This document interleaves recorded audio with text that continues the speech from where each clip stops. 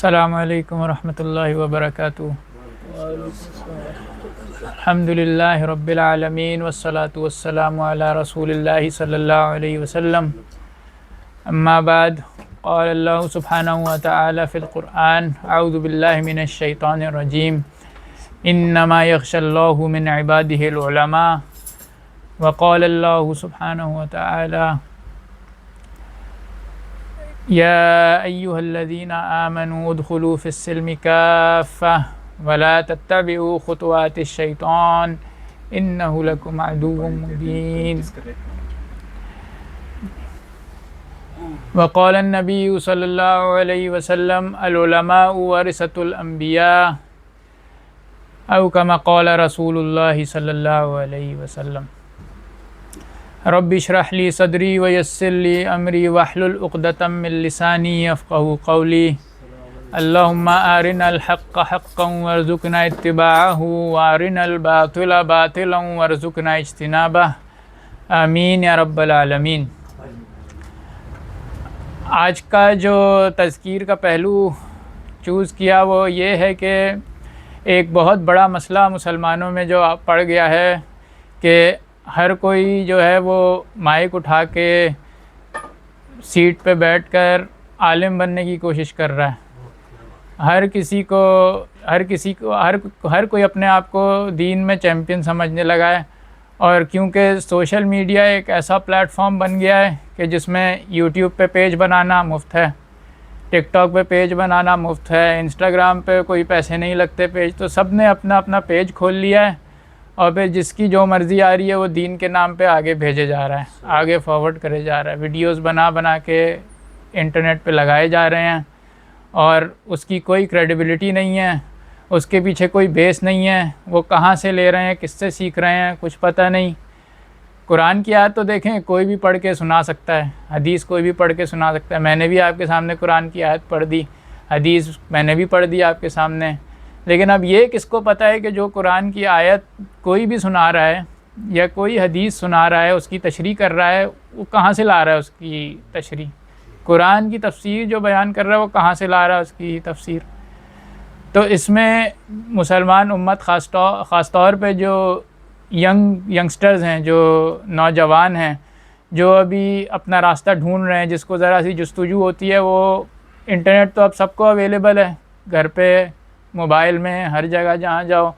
اس کے لیے سب سے آسان طریقہ جو میسر آ گیا ہے دین کو سیکھنے کا یا دین کے بارے میں کچھ سننے کا، وہ موبائل پہ یوٹیوب ہے، یوٹیوب یا پھر ٹک ٹاک۔ اب تو ٹک ٹاک پہ چلتے پھرتے شارٹس بنتے ہیں،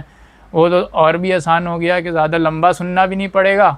اور چھوٹی سی مختصر بات ہے اور آپ نے گراسپ کر لیا جو بھی آپ کو علم چاہیے یا جو بھی آپ نے سیکھنا ہے۔ مسئلہ یہ ہو رہا ہے کہ جو میں نے پہلے بتایا کہ کسی کی بھی دکان پہ چلے جاتے ہیں، یوٹیوب پہ جا کے، انسٹاگرام پہ جا کے یا ٹک ٹاک پہ جا کے، یہ جاننے کی کوشش نہیں ہو رہی کہ جس کی دکان پہ گئے ہیں، جس کے چینل پہ جا کے بیٹھے ہیں، اس کے پیچھے کون ہے، اس کی کیا کریڈیبلٹی ہے، وہ جو آپ کو بتا رہا ہے قرآن میں سے یا پھر آپ کو حدیث میں سے۔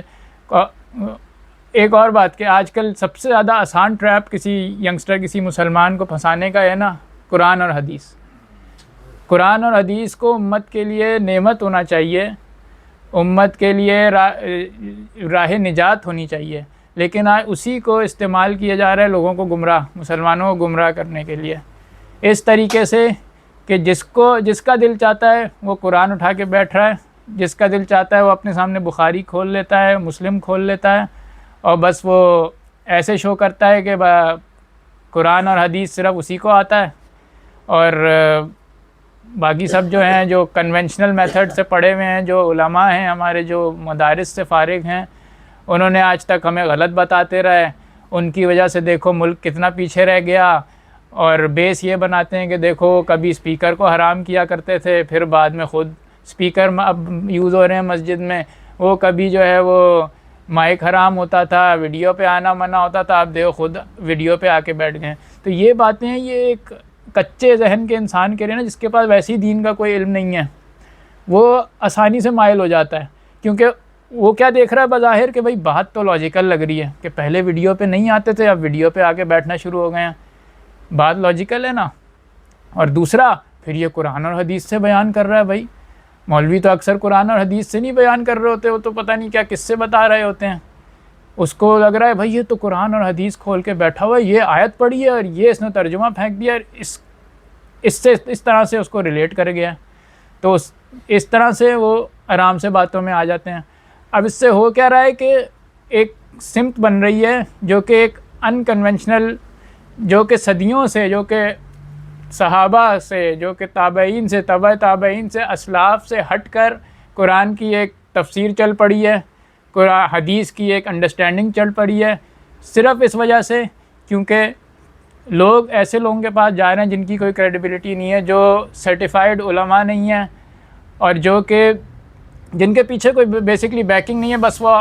اٹھ کے بیٹھ گئے ہیں اور اپنے آپ کو یہ سب ہر فن مولا سمجھ لیا, چیمپئن. اور مزے کی بات یہ ہے ہر کسی کو چیمپئن بننے کے جو شوق ہے وہ دین کے معاملے میں ہے. ڈاکٹر کے معاملے میں کوئی نہیں بات کرے گا, اٹھا کے دینا, لوگوں کو بلائیں, بولے میں دوائی دیتا ہوں تمہیں, ڈاکٹرز بیکار ہیں, یہ تو تمہیں بیوقوف بناتے ہیں, یہ اپنا چورن بیچ رہے ہیں, یہ تمہیں اسی فارمیسی پہ بھیجیں گے جہاں ان کا ٹانکا فٹ ہوگا, ان کے پاس چھوڑو, یہ تمہیں زبردستی کی دوائی دیں گے, تم نہیں بھی بیمار ہوگے نا تو تمہیں دوائی دے دیں گے. میرے پاس آؤ, میرے پاس یہ حکیمانہ کتاب پڑھی ہے, میں نے دیکھو یہ اپنے سامنے کتاب کھولی ہوئی ہے اس کی MBBS کی یا اسپیشلائزیشن کتاب, میں اس میں سے پڑھ کے تمہیں سناؤں گا, تمہیں کون سی تمہارا مرض سنوں گا, اس میں سے پڑھوں گا اور تمہیں دوائی بتاؤں گا. ایسا کوئی کر رہا ہے؟ ایسا تو کوئی بھی نہیں کرتا. لیکن دین کے معاملے میں سب میدان میں آ گئے ہیں کہ بھائی یہ قرآن ہے, یہ حدیث ہے, میں بتاؤں گا. اب اس سے یہ ہو رہا ہے کہ ایک تو گمراہ تو ہو ہی رہے ہیں, ساتھ میں پک اینڈ چوز ہو رہا ہے. جو بتانے والا ہے نا وہ بھی آپ کو وہی بتا رہا ہے جو اس کو پسند ہے, اور جو سننے والا ہے وہ بھی پھر وہی سن رہا ہے جو اس کو پسند ہے. پچھلے دنوں میں کوئی ویڈیوز آئیں, خواتین بیٹھی ہوئی ہیں, حجاب ہے, پورا ہے, اسکارف ہے, زبردست آیت پڑھ کے سنائیں گی, باقاعدہ عین اور ہا پورا نکالیں گی. اس سے آدھا ہی بندہ ویسے ہی پھسل جاتا ہے کہ واہ بھائی واہ, یہ تو پراپر تجوید سے پڑھ گئی آیت. اور پھر کیا ہو رہا ہے کہ وہ آیت پڑھ کے سنائے گی, حدیث پڑھ کے سنائے گی, اور پھر انگلش میں شروع ہوگی. تو انگلش میں تو آپ لوگوں کو پتہ ہے, ہمیں کوئی اچھی انگلش سنا دے تو ہم باقی جو آدھے آیت سن کے فلیٹ ہوئے تھے وہ باقی آدھے وہ انگلش سن کے فلیٹ ہو کے, بس پھر تو اس نے شروع میں ہی آپ کو پورا اپنی جیب میں کر لیا نا. اب وہ آپ کو جو آگے بتا رہی ہے, اس نے کیا بتایا, وہ اپنے مطلب کی, جیسے میں بتایا نا, چیز بتا رہے ہیں اور اپنے مطلب کی چیز سن رہے ہیں. اپنے مطلب کی بتا رہی ہے, چار شادیوں کے خلاف بتا رہی ہے بات, اور بالکل غلط بات بتا رہی ہے, جو کہ کسی عالم نے جو کہ اس آیت کی اس طرح سے تفسیر نہیں کی ہوگی, کسی عالم نے اس حدیث کی اس طرح تفسیر نہیں کی ہوگی, کسی عالمہ نے اس حدیث کی اس طرح تفسیر نہیں کی ہوگی, وہ اس طرح سے کر رہی ہے اور اس سے بتا رہی ہے. ثابت یہ کرنا چاہیے کہ بھئی 4 شادیاں ہیں, لیکن لازم نہیں ہیں 4 شادیاں صرف ایسے لوگوں کے لیے, 4 شادیاں اس زمانے میں ہوتی تھیں. اس طرح کی بات کر کے پھسلائے گی تاکہ ڈائریکٹ یہ بھی نہ کہہ دے کہ نفی بھی نہ کر دے 4 شادیوں کی, لیکن ایک طرح سے ڈاؤٹ کریٹ کر دے. اور عورتوں کے لیے تو پھر سبحان اللہ, عورتیں تو ویسے ہی خلاف ہیں. یہ ایک ایگزامپل دے رہا ہوں,